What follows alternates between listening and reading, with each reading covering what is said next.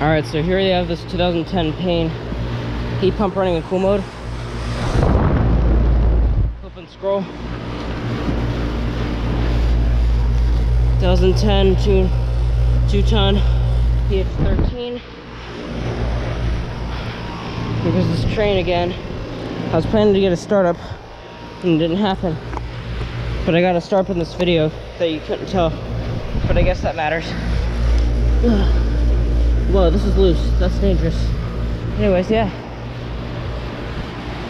Thank you for watching, and over and out.